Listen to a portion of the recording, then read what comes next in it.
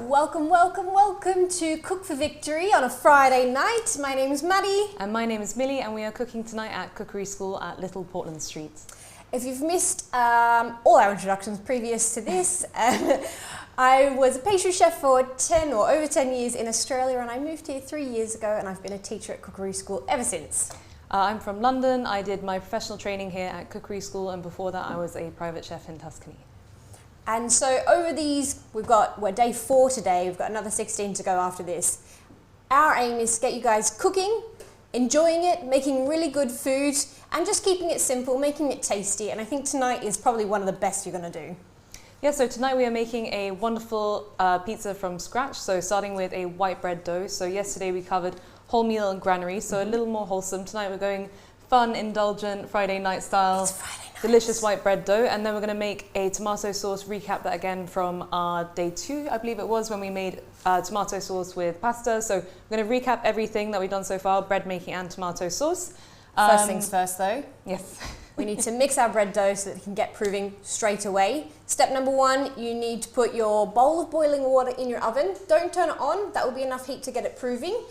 And the next thing, you're going to get your bread dough. So for today, we're doing our white bread, we've got our oil, we've got our salt, we've got our yeast, and of course we need some water as well. I'm talking nice and warm. 35 degrees, something similar to that. Imagine like, yeah, what do they call it? Just Baby's over body bath temp. yeah. Baby's bath. Baby's breath. And for now, you are the machine tonight. That means everything in, all your oil, upside down, salt, upside down. Get it out of there.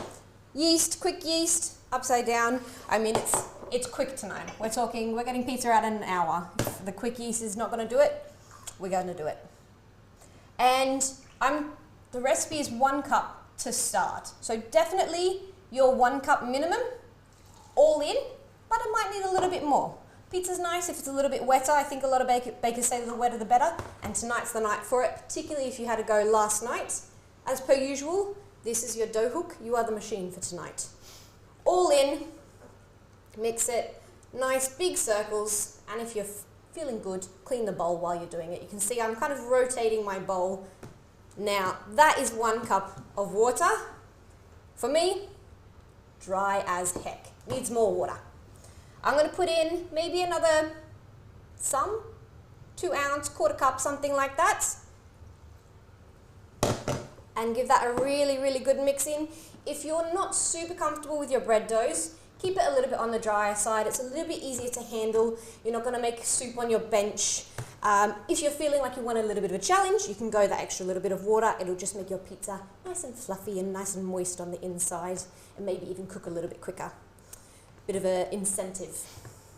All right, we've made our decision on the water. I'm happy with that. It's a little bit sticky, not super, super sticky, but it's got a little bit of moisture to it. And now the harder part is kneading, of course. So for you guys, it's mess time. Everything on the bench. If you've got 1 mucky hand, it's about to become 2. You can do a few things. There's a million different ways to knead. Hopefully you've done the job and it's all together already. You can do the old slap and fold. Slap one side down, fold it over. All we're doing now is we're making a nice springy dough that's going to have a bit of gluten worked into it. I've gone and made myself a nice sloppy dough, which is going to be a bit of a challenge, but here we go. The other version is, I'm going to need my best friend Jeffrey soon. You can do the smear, why not? If you're working and you're kneading quite well, your dough should technically kind of start to stick together and kind of clean itself up. You can see already, even though it was a bit of a sloppy mess when it went on the bench, it's starting to pick all this little mess up, so it's not too far. If you're doing a full dough like I am, you're going to get some nice strong arm muscles. And if you know my boss Roz, her favourite way to knead is a good slap. Can you see the way it just contracts back is a really good sign that you're starting to develop gluten. There we go, let's go another one. Whoa. See that? That's your gluten working really, really hard. So that's something that we're looking for. And that noise is a good slap. That's a good amount of gluten already going. So I'm going to clean up my bench a little bit. If you don't have yourself a Jeffrey like this, you might need a little bowl of flour just to help your hands get a little bit cleaner. But mucky is never bad. You're mixing a dough by hand. You're not a machine. It should take a few minutes of good, strong kneading. And there are so many different ways you can do this. Like if you're just playing with your food, as Maddie calls it, you will get there eventually. But the best ways are to use a bit of force behind it. You need to be muscly. You shouldn't be being gentle with your dough. And it's Friday night. It's therapeutic. Get out all your stress from the week. Beat up some frustration. All right, I can see my dough is really starting to cling to the rest of the bench, which is quite good. We're talking about that gluten, that strength, that tension. I'm going to bring it into a dough ball. If you are not comfortable doing that, a simple way to do it, a bit of flour on your bench, pick up your whole dough, into that flour, press it out a little bit, say goodbye to some dough off the edge. Goodbye. Happens every night. Pulling it out, giving it a good stretch, tucking it in. We're trying to create a really, really, really tight ball over and over and over again till it looks something like a really ugly dumpling. Flip it over. And all we need is just a little bit of a springy bounce. I'm just tucking everything underneath. See that nice spring back? Super happy with that. That was a very quick, very fast bread dough, nice and wet for a good pizza. And now, if you were paying attention last night, or this is your first time doing this dough now needs to prove. So we need to get the bubbles inside there. This should be rising up to here by the time we use it. So that's going in the oven that you put that boiling water in. So yeah, grab yourself, I don't know, shower cap, lid. We're trying to use cling film because they're not reusable, but a lid on a bowl is perfect just to keep it tight-fitting, nice and moist, so you're not going to get a crust on your dough. So your oven's not on, that boiling water is just into a cold oven.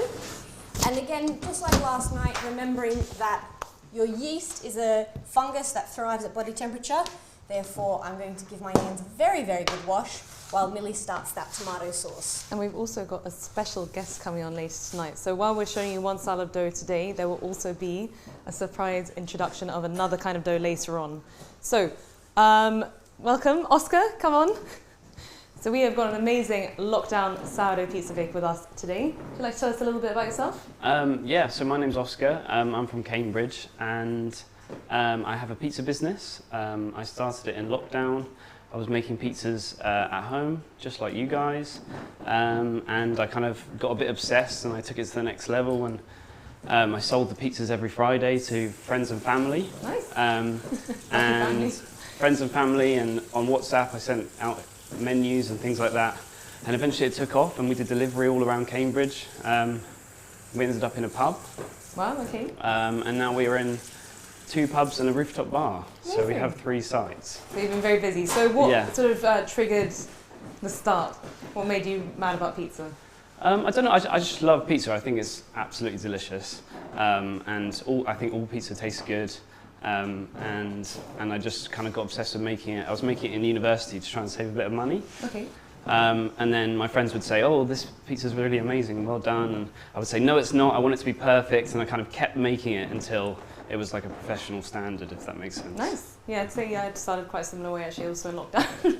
Oh, where, nice. I just finished uni and needed something to get going on. Hadn't got anything else to do. I just started baking lots at home. How did you end up in Tuscany, was it? Oh, that's quite a long story to be honest. But again, running away from London, wanted something new, exciting challenge. But yeah, now I love cooking Italian food, and it gave me such a passion for doing stuff from scratch. It's really nice to just start from wonderful ingredients, come out with something amazing at the end of it.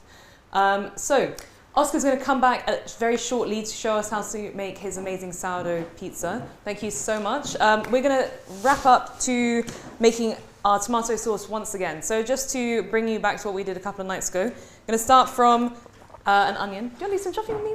I will help you do some. So if you have a friend called Maddie, you're going to get her to do half your onion, but I'm going to start by taking off the top. So the top looks like this, kind of a bit longer, not the hairy part. We want to keep this on. So I am going to cut off my top, put it nice and flat. Now I'm going to put my fingers like an arch, and I want to anchor my tip right down to the board, push through with the heel of my knife, and then I will give my friend half, because I'm very lazy. We've got a little rubbish bowl here, and got some Jeffreys to make sure we're not swiping our knives with our fingers or anything. Jeffrey, the best friend. So we're going down to the first nice, bright, fresh layer, like this. Getting rid of all the stuff not going to be delicious in our pizza. So you don't have to even do a tomato sauce. You could keep it white. One of our staff members hates tomato sauce. So you could just do plain old mozzarella. You do a little bit of olive oil. You could do like a lovely white base. I know Oscar does lots of other pizza bases that aren't just tomato sauce. So we're going to do a slightly finer dice today, just so it cooks a little bit quicker. So I'm going to go tip down, dragging back. So I'm not really using this part of my knife.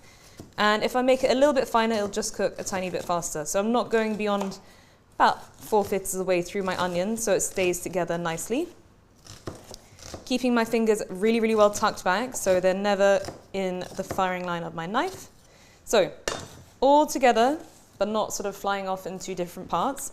Keep it nicely tucked together again in my claw, but I'm just going to go nice and fine. So finely chopping just means many, many more cuts without having to do anything too chunky. And it will cook much quicker, which is going to save us a little bit of time tonight. Yes. So you're going to get to a point where it's suddenly going to feel a little bit wobbly, and that is a very key point in safety, making sure it doesn't tip over and cut you while your knife is moving around. So I'm going to do a couple more cuts around the root, and then we're going to chop around my root. That's my new handle. Pushing it flat again, you're always just trying to find the nearest flat surface that feels nice and stable, and then you can just get rid of this tiny bit. So into the bowl it goes. I will clean off my knife. I'm going to go into our pot.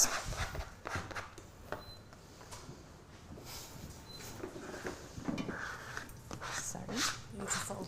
So, do you want to do the caramelizing of the onions again? I will do caramelizing. So a quick recap, we're going to fry our onions from cold. So just meaning we're going to start from some cold olive oil. My pan is off the heat, even though it is on the hob. So nice extra virgin olive oil, got the best flavour. I'm going to add a big pinch of salt. So about 1/4 teaspoon or so. And now I'm going to turn it up to as hot as my hob can go. So I'm going to get myself my favourite little flat scraper. So not like this. So I've got lots of surface area for tossing and scraping all my onions around the pot. And I've also got a little jug of water just in case these start to get a little too brown. I can just quickly add a big splash of water. Some people call it deglazing, but it's basically just evaporating off any browning that's forming on the bottom of the pot. So it can go back on my onions and make them brown much, much quicker. So, and again, patience. Patience is the key. So we're going to do some garlic. Do you want to use the crusher tonight? I would like to cheat and use the crusher tonight. So I will take the big one and I'll show you how to do it by hand for those of you at home. But in any case, we're going to have to peel our garlic. So I'm going to trim off my root just here. And then I'm going to give it a big whack, either with the knife with the blade pointing away from you, or you can use Jeffrey or your palm of your hand, anything strong. Hands. If you've mixed bread dough, you can do that, no problem. So I'm going to peel off my skin, get rid of all of that in my rubbish bowl. And then if you are using a knife, you can give it one more good whack. So that's going to start to break it apart. And at this point, if you've got onions frying next to you, you might start crying. Yeah, Happens we every time. very well start crying. So now I've got my garlic, and do that claw because it's nice and small. I don't want to have my fingers creeping out. I'm just going to rock my knife over the garlic so I don't get my fingers underneath, but I want it not super coarse, not super fine. Maddie's going to get hers very, very small because she's using a crusher, so this will be very, very flavourful garlic, whereas if I don't crush mine too much, it's just going to be like nice mild garlicky flavour. But either way, just like the other night we made tomato sauce, we're not going to put the garlic in right away. We're going to wait till right at the very, very end of our onions once they're already dark, super caramelised. So other things to get ready at this point is some sun-dried tomato paste or some tomato puree. That just kind of adds extra richness, really amps up the flavour of whatever tomatoes you're using. So we're going to use chopped tomatoes tonight. You could use passata, you could use fresh tomatoes, moving into tomato season. Nice thing to do. Get some nice sweet ones. But just get all your things ready. We're also going to use some oregano and a little bit of fresh parsley. Right, I'm done. You can scooch all yours. I was done ages ago. Cheating. What have you been doing? Slacking on the job. For you. Thank you. So for us here, same as usual, we've got a nice amount of parsley to go on. Once again, we have parsley with a tree trunk attached. not your normal parsley. Not your And normal if we parsley. have a quick look over here, our onions are sizzling, which is good. I can hear they're beginning to brown, but there's not too much going on. I'll just give them a quick toss and let them settle again, but you really don't want to be stirring them too frequently, because that's basically like stir frying. So stir frying, they're barely touching the surface of that hot pot, and they're not actually browning and caramelizing, and that's what we really want, is like deep, dark, sweet, Caramel, sticky onions. Sweet onions. So I'm going to pick off the biggest bits of this because it is so enormous, but you can use the stems, great in stocks and things, soups, because they carry a lot of flavour. They're just a little bit fibrous. So I'm going to get rid of all these. I'm going to roll it up nice and tight, get everything together. I've got a very small knife tonight, so Yeah. And then we're just going to rock our knife over it, the onion. just to get them a little bit smaller. And then we're going to do Maddie's favourite pizza chop, very appropriate for tonight. Pizza chop. So just going back and forth, hand straight on top of the knife.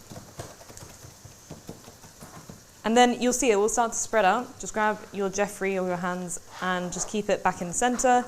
Give it a little fluff, because you'll get some bigger bits and some quite fine small parts. So you just want to middle it out, so there's nothing Make too it big, all the too same. small.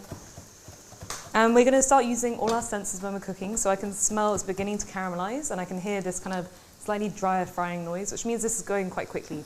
So I'll have a little look, and there's a touch of browning on the bottom, which is great. So I'll just give it a little stir, scrape that all off, let it settle in one even layer, and then let it sit again. So it's doing its thing. We're back to the parsley. Back to the parsley. Chopping herbs will be your next thing on your resume after these 20 days. Yep. So you could, of course, you could use a little bit of fresh oregano, you could use some fresh basil, but we're just sticking with a classic old but gold parsley. If you are using basil, you wouldn't put it in at the same time as the parsley. Basil, I think we talked about It's very soft. gentle herbs, so they need way less cooking. Right at the last minute, you can chuck your basil in, it'll be super fragrant, but it's also delicious on your pizza straight out of the oven. So not burnt or anything like that. That's probably what we'll do tonight. We'll put some basil on just as soon as it's come out of the oven. Yeah. So I'm going to have another little look. Again, some browning, nothing too much going on. So at the start, when the sugars are beginning to draw out, it will just take a little bit longer, and that's when you can you don't need to nanny it too much, it'll just sit there doing its thing. But as it continues to caramelize, then suddenly it's going to go like this, and it's going to start to burn. You want to keep your eye on it and not to walk away. So for us, I think we've done Most of most our of the prep. You know, we've got our do our dressings. garlic chopped. Yeah, we've got our parsley chopped. We know that the onions will take a little while to get to that nice dark caramel colour. It's definitely a little bit premature at the moment. So for us tonight, just to balance our pizza with our health, we're going to make a lovely tomato salad that's going to go with a balsamic dressing. So balsamic dressing, it's a classic. It's delicious. Everyone loves it, or we love it the most. But it's also really good to have a nice balance. So it's pretty simple, but it takes a bit of tasting, it takes a bit of know-how. So I think we're going to get going with that because we like to taste it a lot. And as it sits, the flavour will develop a little bit as well because we're using fresh garlic. So once again, a clove of garlic. I'll trim off the end, give it a quick peel. Some garlic crushers can cope with the peel, so just see how yours are. And Maddie's just checking my onions. They're cooking unevenly because the nature is the pan gets hot in the centre and not so hot on the outside. So she's stirring them. But we'll also add a big splash of water just to help them soften and for all that sugar to dissolve. So if you have a low pot like us, this is a stand back moment because you might get a nice onion steam. Onion smell in your hair.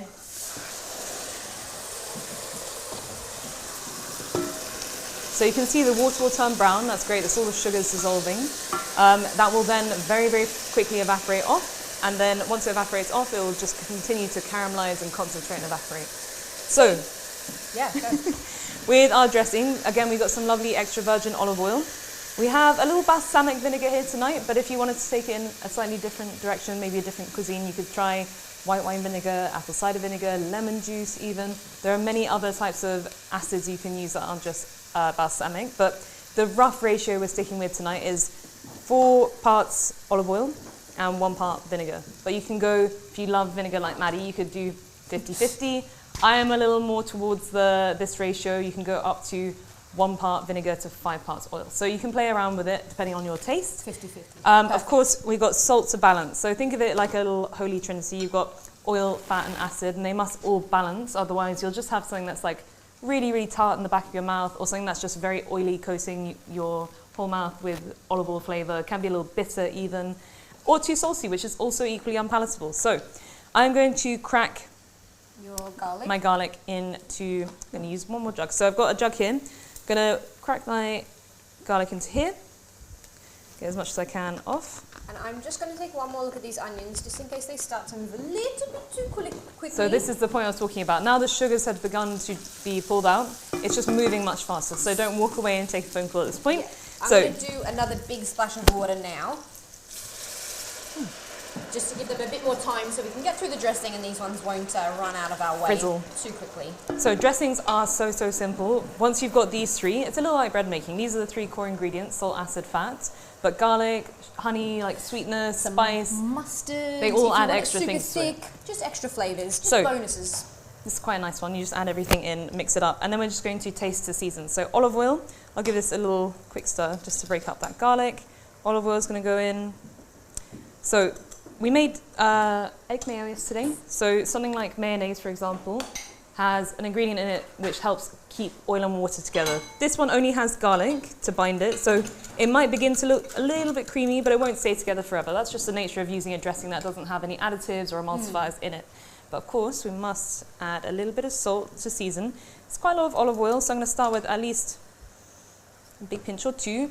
And the only way the salt is going to dissolve is by mixing it in with the vinegar. It can't dissolve into the oil. So I need to give this a very thorough whisk.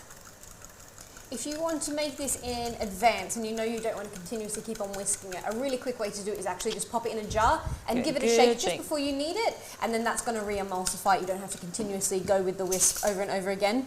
But even when you're tasting, you need to have just finished whisking. Or keep whisking as you taste. Or keep whisking, because otherwise you just get a big spoonful of oil because it's sitting on top. Not bad, not bad. More acid. More acid, and maybe... No, it's not too far off with the acid, but we could go a little bit more. But again, this is all to do with the ratio of vinegar you like. If you love something really tart, like my friend. I always say more acid. That's more just acid, me. but tomatoes do have a natural level of acidity, so we don't need to go too crazy. It definitely needed a pretty good pinch of salt because it was quite fatty, rich and oily. Yeah. But olive oil does have like amazing natural flavour, so it's not necessarily a bad thing. But you need to make sure, once again, you dissolve it really well. Again, we've got our little tasting spoon bowl just so we're not contaminating this. Yeah. Make sure it's nice and hygienic for everyone trying it in the end.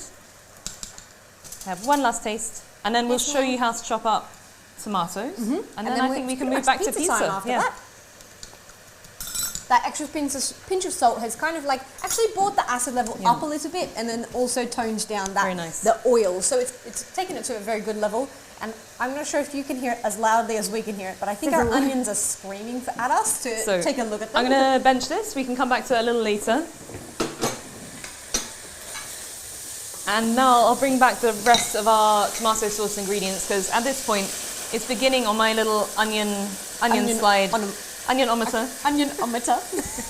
It's approaching here. We want it to get a touch darker, so it's got maximum sweetness just to combat all that acidity from our tinned tomatoes. So I'll grab those as well. But we're really close. So at this stage, if you get away all this gas, you can see that continual addition of the water has made sure the brown isn't stuck to the onions. It's more of like a nice caramel sauce around the onions. That's what the glazing does. And they're pretty close. Like they've all got a nice darker colour, but we want that extra sweetness, so that next level of darkness. But it's not too far now. Like they're really hot. They're getting sweet. The sugars are releasing. And it'll actually almost look like it's releasing oil, but that's just because as it cooks, the water's going to evaporate off, so it'll stop looking too saucy, and we'll start looking like lovely fried onions once again. So if you find yourself really liking this flavour of caramelised onions and you want to add it to all your dishes, I would suggest like sharpening up a knife and just doing lots of them. Do like a kilo of onions. They freeze very well.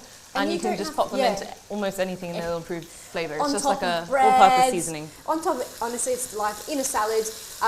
But what's really nice, you don't have to fine dice them either. You can do like nice big slices. If you cook them like this, they will turn out nice and caramel all the way through. And the last thing I have is a little dried oregano, but if you don't like it, you could swap it for like basil or something.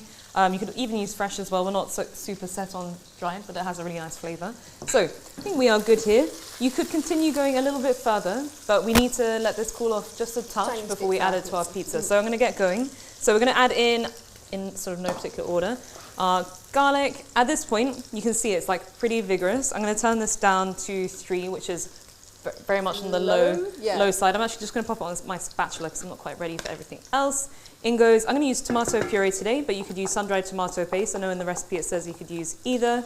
Try and get as much of that out as I can. And again, at this stage, we're just cooking the garlic until you can smell it, which is usually about, I'm going to say not even 5 seconds, particularly if you're cooking them on high heat like we are. You can smell it almost straight away. And also I can see the oil is starting to turn orange, just good sign you kind of cooked out your tomato paste. In goes my oregano, and the dry spice will really perfume that oil, which is delicious. And the next two things I've got is parsley and my chopped tomatoes, and that's our tomato sauce done. You can't eat it immediately. It does need like at least 15 minutes, preferably half an hour or a little bit longer. But if you're pushed for time, I'm going to say minimum 15 minutes. We're going to season it up, make sure it's tasting delicious. I'm going to add in my parsley. Thank you. And nice top tip, add in a full tin of water. This is just going to stretch the amount of time you have to have monitoring it. So if this is nice and wet, just means I can have it on a really, really high, fast bubble, and it's not going to burn in a pinch. So stirring it all together, make sure it's well dissolved. And we're going to season it at the end. So I don't want to season too heavily at this point because it will continue to reduce. So I'll bring it up to a nice, fast, quick bubble. Then we'll drop it down and let it do its thing. So, sourdough time? It is. It's definitely pizza time. So again, because we're doing this in an hour, it's going to be a little bit on the rushed side, a little bit of a push. But we are going to start shaping our pizza, which means at this stage, we've done the hard yards, we've mixed the bread, we've given it its first proof, but our dear friend Oscar has made his dough well in advance. Are we talking 2 days, Oscar? Come on up, it's pizza time. And also, I think it's 1 day, 2 day, how many days has your dough been in the fridge? I think this is probably about 3 days old at this point. There we and go. I've brought it all the way from Cambridge on the train. So it's an aged dough is what you're saying? Yeah. It's So well-travelled dough. It's getting on a bit. It's getting on a bit, so it needs to be used, yes? It does, it does. So for our dough, in the time frame, I'm pretty happy. It's grown. I can see lots of bubbles on the bottom. Ours is ready to go. Oscar's is ready to go. It's got there. It's been bullied a little bit in the oven, as we did yesterday, but it's not too far off. But you can grab your happy babies. And yeah, talk us through a little bit about sourdough. We know this is quick. Yours is a lovely aged sourdough. Well, I have a confession to make, actually. I've cheated a bit. So it's not 100% sourdough, it's a mix of sourdough and yeast. Oh, nice, okay. There you go. It's really good because you get the flavour of sourdough, but then you kind of get that reliability of the reliability. yeast. Sourdough can be a bit unpredictable, and you have to take a really good care of your sourdough starter. Otherwise, you know, your pizzas might not be ready for Friday night. Yes, and we need the pizzas ready for Friday Yes, nights. we do. It's the most important. Well, you go ahead shaping. I'm going to be a step behind you. Okay. I know we both need lots of flour anyway. Thank you. So in terms of what you're doing now, I am shaping the dough that you've all made at home. This will make a lot of pizza, believe it or not. We're going to need a tray about this size, and you're going to get like, so a good 9 huge slices or 12 slightly smaller slices. It's going to make a pizza about this big. So if you're doing this type of dough, you can get a tray like that and any other ingredients that you like. If you are making a sourdough pizza, firstly, good on you, very good work. But Oscar's going to show us how to kind of shape his doughs. They're a little bit different to what we're going to do with this baby, so go for it. If I can, I think this is a really great point, especially if your oven is a little on the slow side to heat up, to pop it on as hot as you can possibly get it. And if you do have an extra oven tray, you can put it in, and that will help retain the heat a little bit better. Because I'm sure lots of people don't have pizza stones, but there are lots of ways you can achieve like a cheap, slightly hotter oven. Pizza oven. So we're going to pop ours on now, and especially if yours is on the slow side, get that on right now. Ours goes up to 300. The hottest your oven goes. If yours goes up to 400, even better. Don't crack it too low. Jump in. So I've actually already shaped my balls, but I can show you how I do it again if you like. Yeah, it's up to you. You can do whatever you like. They're your babies. So this one, so sometimes your pizza dough might get a bit too, it might grow a bit too big or get a bit too old. So this one looks quite big. So what we can do is we can reshape it. You'll need an hour or two for it to relax again. So you just pick it up, and then there's many different ways of shaping the pizzas. But you can, the easiest way probably to do it at home is to kind of put your hands like this, and then just and cup it. So and you're actually tightening the gorgeous. bottom. I don't know if you can see that. And then you're also making the top very, very tight. And then when it gets really tight, you know you've done, basically. That's good. So that's exactly how we kind of shaped our bread rolls yesterday. That like notion of like basically tightening the top to wrap underneath, little undercut motion is literally the exact same way that I did it, so I'm happy. I feel like I know what's going on. And now I'm going to do, like I said, one big pizza, which means a good amount of flour on your bench. You could potentially use like semolina or olive oil if you want, whatever you've got kicking and it's not going to make it stick to your hands. Upside down, get that baby out of there. So we're making a square. If you need a little bit of flour in your hands. So what I'm going to do is, one, get out most of the bubbles or all of the bubbles. So that's called your knockback or your first kind of And if you get really close to it, you'll literally hear that. Yeah, there's bubbles. For me, I know that there's like a little really thin spot here and a thin spot here. To make sure it's all the same thickness. Bit of a stretch, fold it over. Bit of a stretch, fold it over. You've got yourself a rectangle for the most part. And kind of as Oscar was saying, it does need a little bit of time to relax. So I'm going to do 90% of my shaping on the bench, and then I'm going to transfer onto a baking sheet on a tray and then finish it off on there. But the hard yards are just stretching it, and it's very common for you to want to pull like this, but what we want to do is kind of pretend you've got, these are literally like flat paddles, you're just pressing down. Use flour if you need it, you don't want it to be stuck to the bench. I'm always going to be picking it up, make sure it's not stuck anywhere. Just going to be continuously, again, not shredding, just pressing, just encouraging it. And if you can see it shrinking back a little bit, just give it some time. Give it a little bit of peace on the bench. Use flour if you need it, or again, oil if you want to as well. Would you ever do this on the tray you're going to bake it on? It's much easier, good question actually, it's much easier if you can do your work, most of the work on the bench, because it's more likely for you to shred your dough if you do it straight onto your paper or your tray or something like that. If you've got loads of flour or loads of oil, definitely you can do it on the tray for sure. I'm going to do about this much here, and then I'm going to transfer it onto my sheet of paper. You want to do something? You ready? Ready? Oh, look at Voila! that is A-grade service right there. Do you want to help? Again, we've still got some work to do. It's not quite the right shape. I don't know if you can pick up on that. But if yours looks like this, it's perfect. It's beautiful, and we love it. Do you want this in the freezer? Just going to flatten it a little bit more.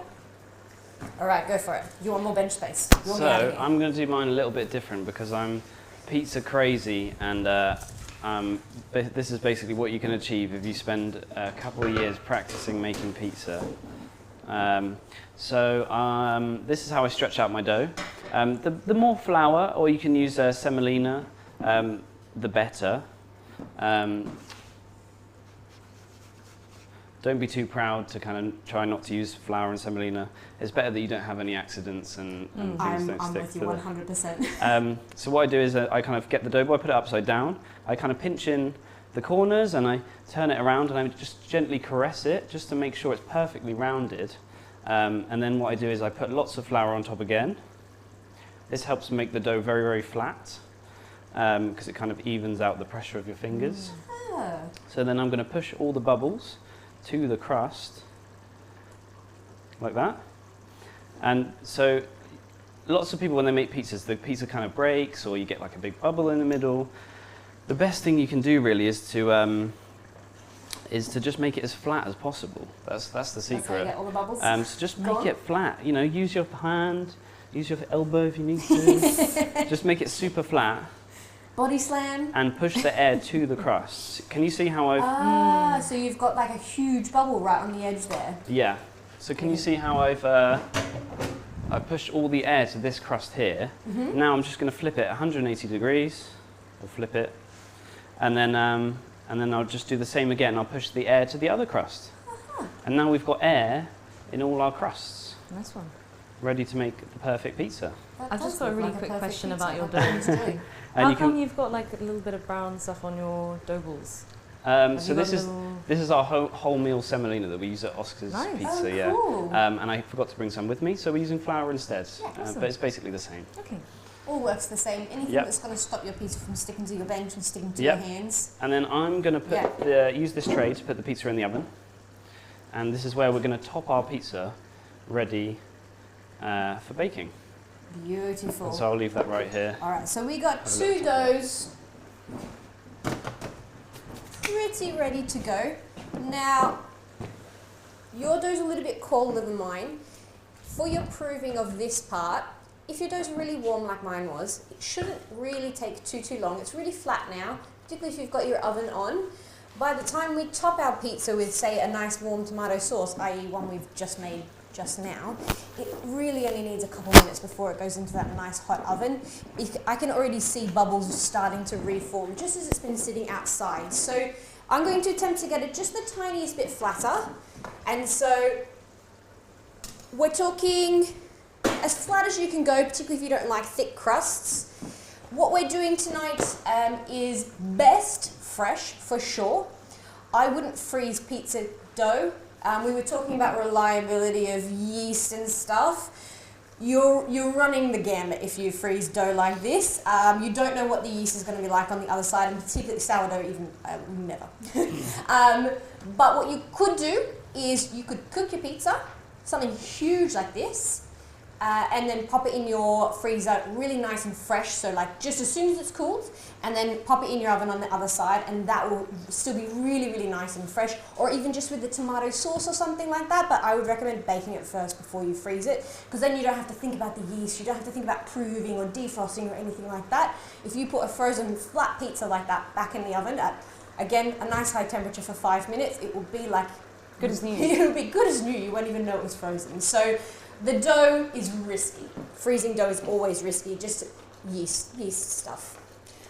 Let's give this tomato sauce a taste. So we're bullying our biscuits a little bit. We're going to taste our tomato sauce, see where it's at before we start to top our pizzas. All right.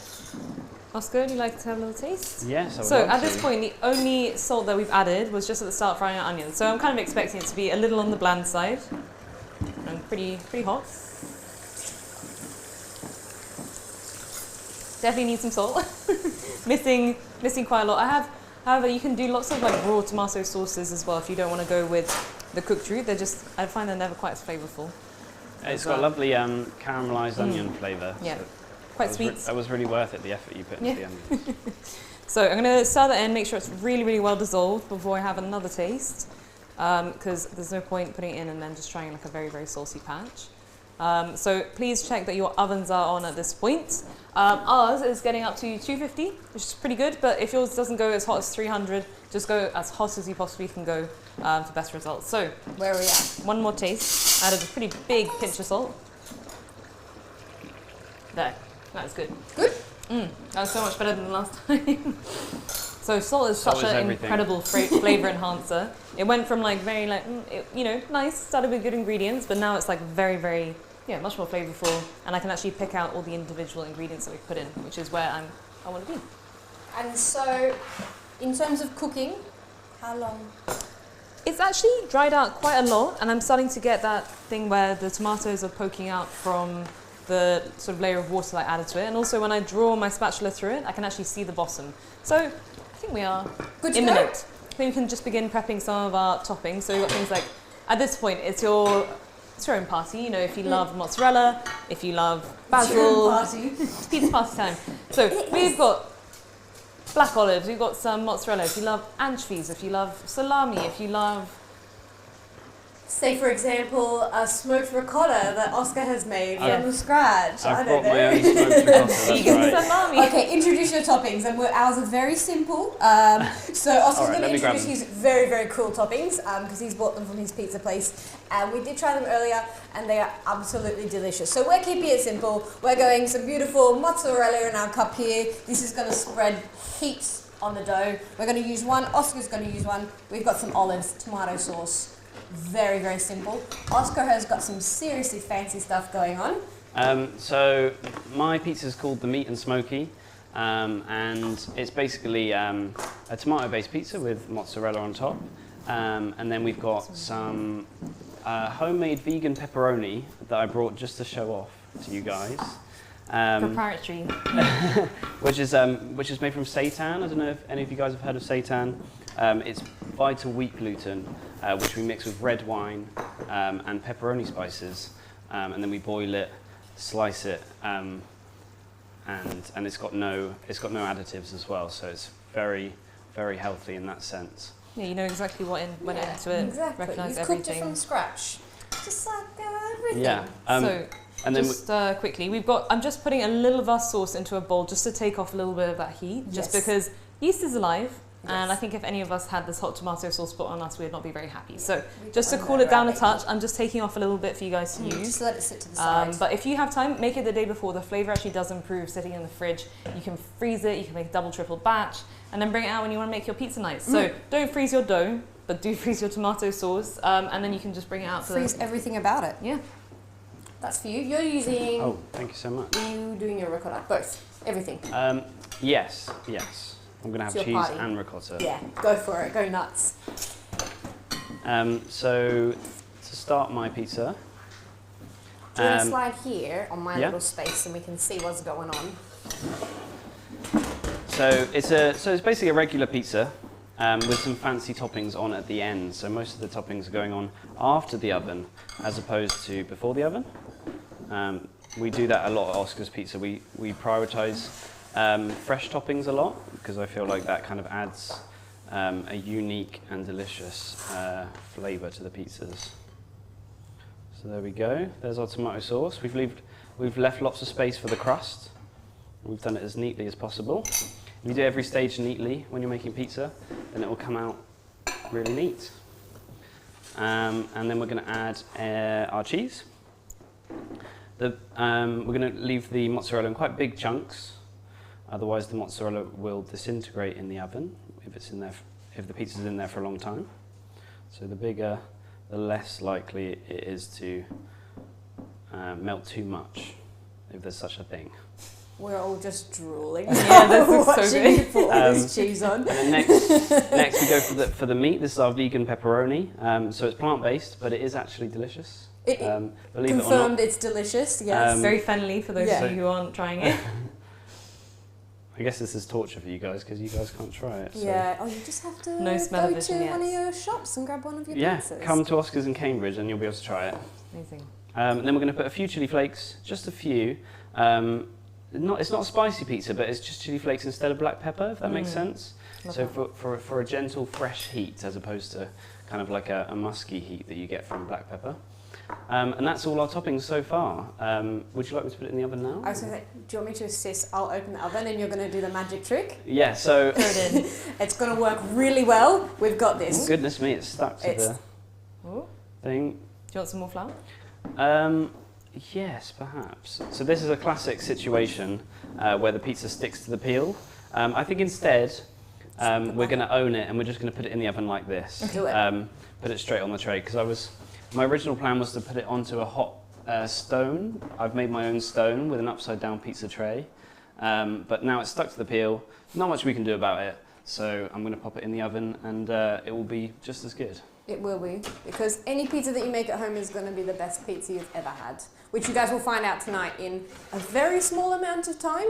Our pizza is going to be ready to go in the oven in about 5 minutes as well, and then we're going to finish off our salad. Right. Back to the big bad. Regularly scheduling. It's a lot bigger than mine. It is. We've got a lot more people to feed. So, like I said, I did say 9 big slices, but that's 9 really big slices. But whatever.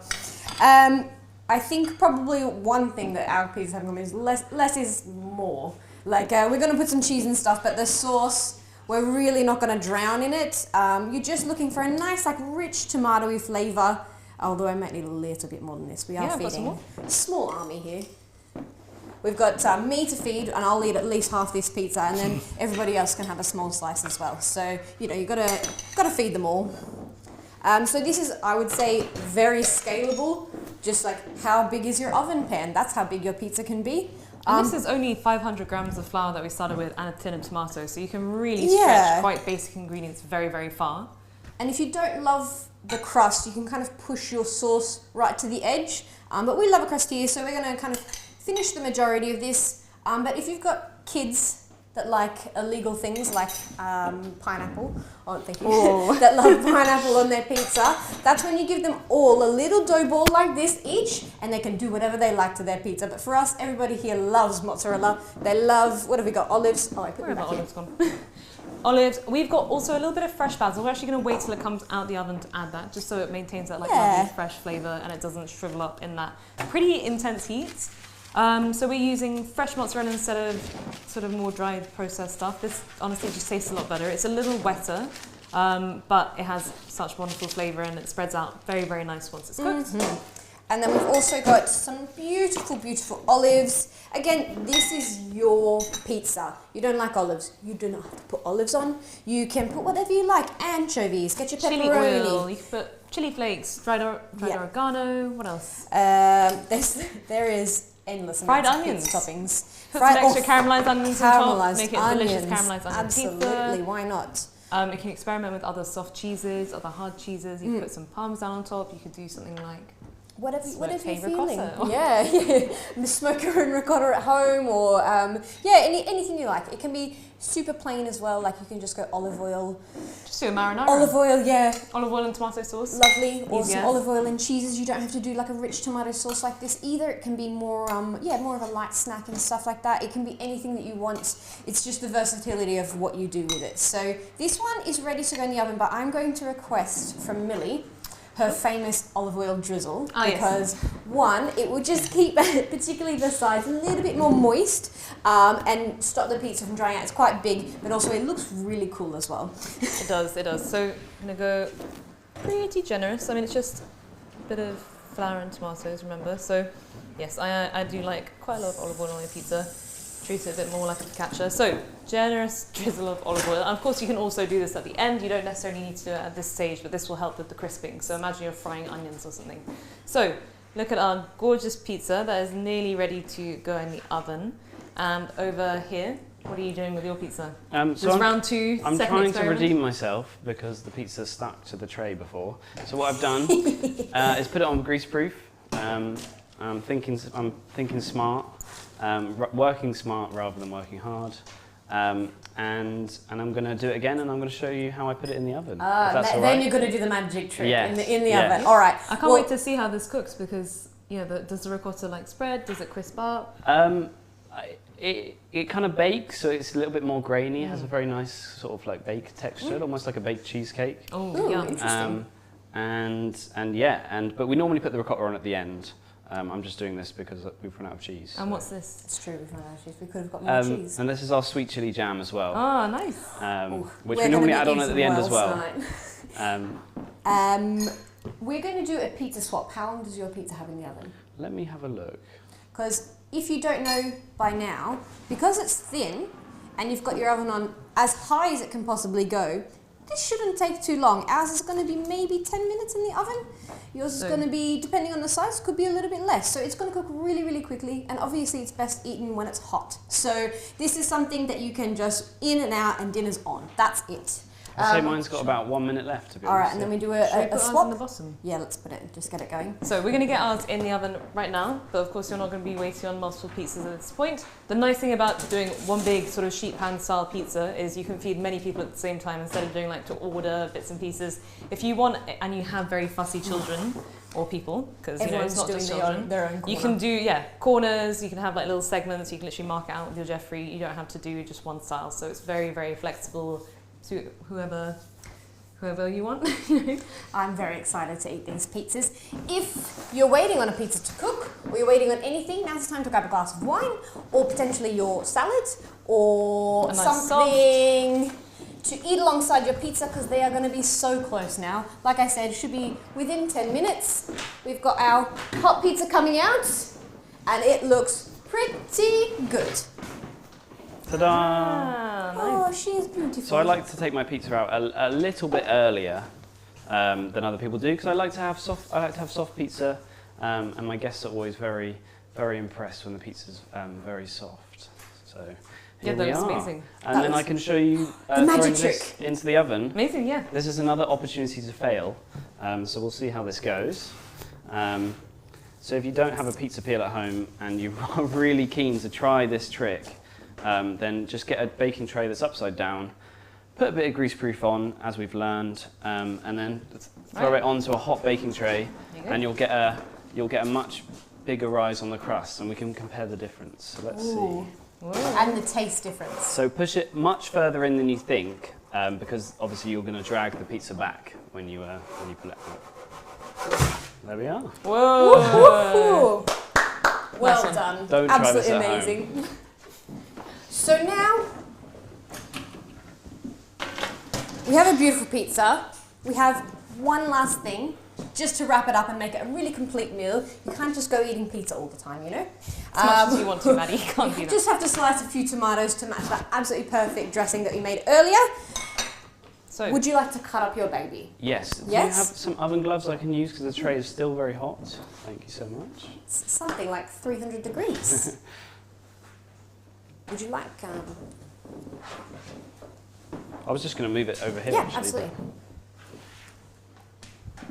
but there we are, next to my toppings already. And we've got our few tomatoes to go. Let's slice it first actually before we add the fresh toppings. So do you have a slicer? Thank you. Do we ever? so yeah, pizza slice. You can use a pair of scissors, knife on a chopping board, all good. A pair of scissors work quite well. I do that at home a lot. So as you can see, it's no longer stuck to the tray. That's science for you. And we're going to cut it into 6 pieces as we do at Oscar's. Oh, thank you.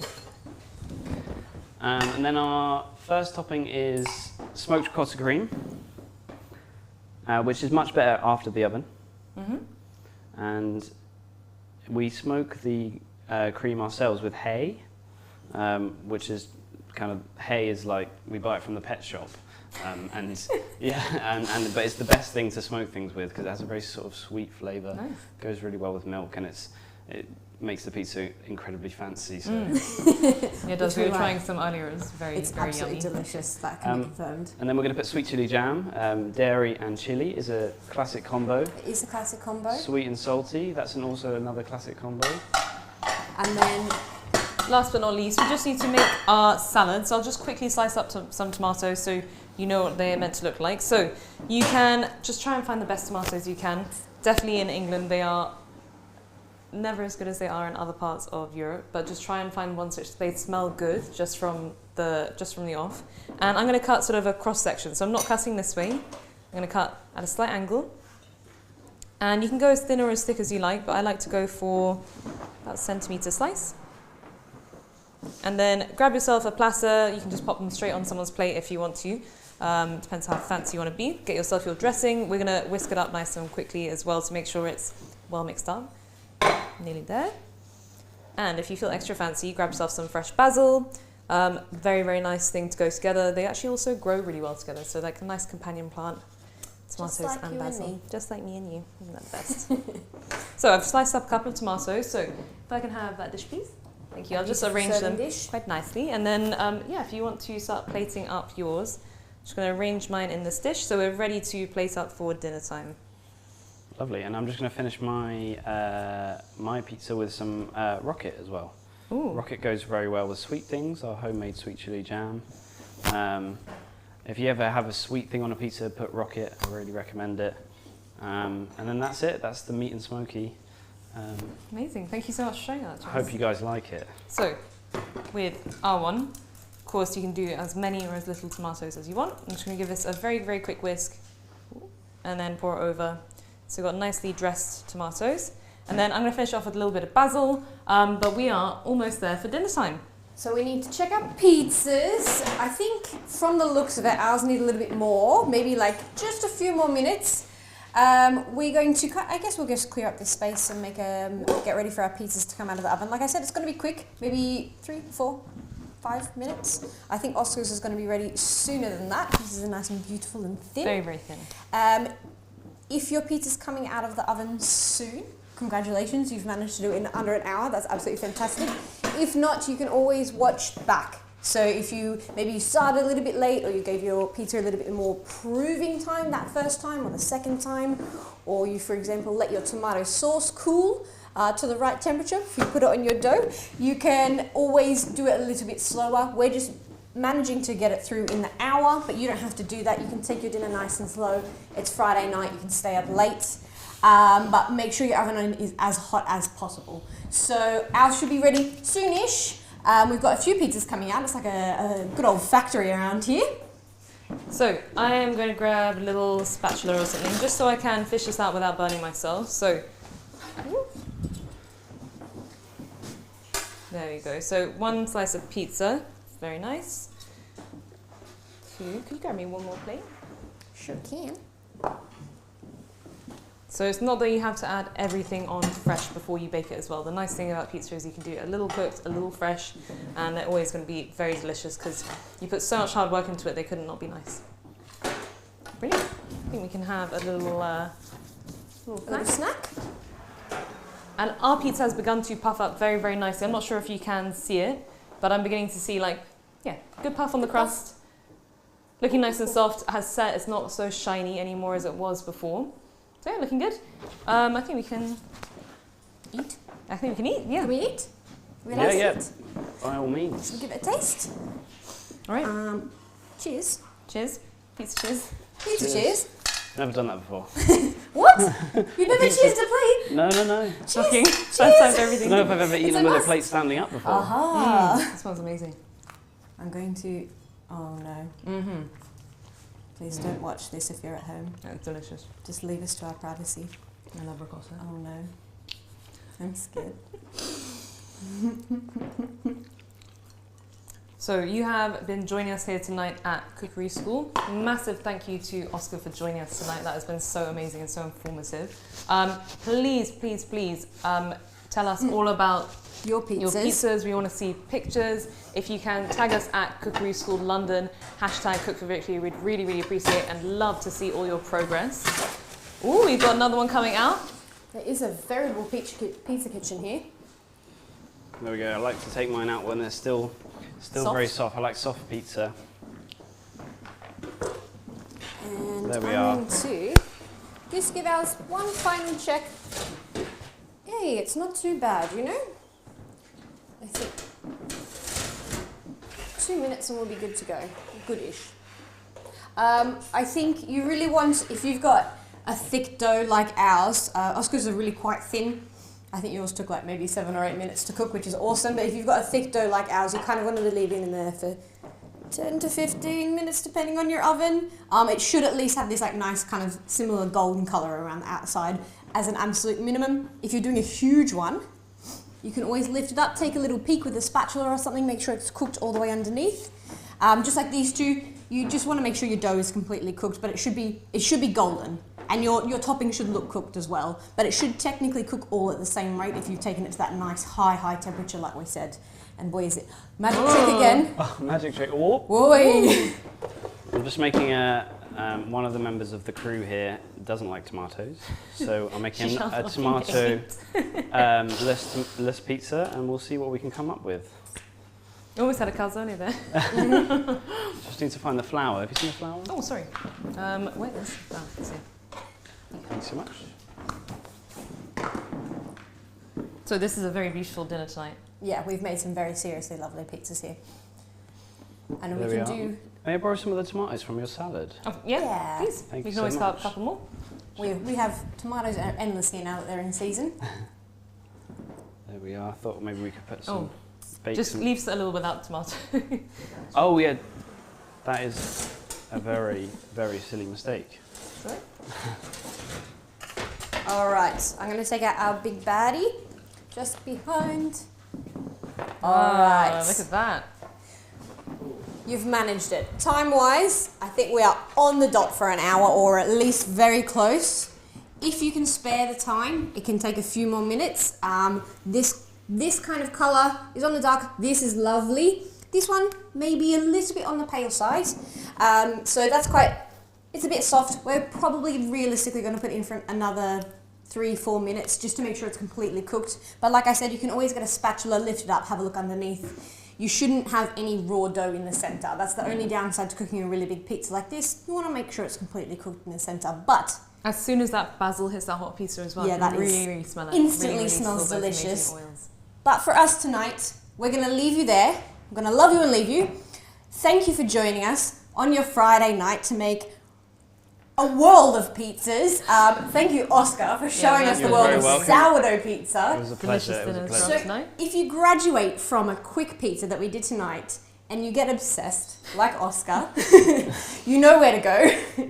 Yeah. Travel the world of sourdough. Yeah, and check me out on Oscar's Lockdown Pizza on Instagram. You can follow my journey there. Yeah, amazing. He's got some seriously cool pizzas, guys. You should check it out. But thank you again. Send us some photos, hashtag Cookery Victory, yeah? Yeah, we'd love to see it. Thank you so much. And we've been seeing some amazing pictures every day, so thank you so much.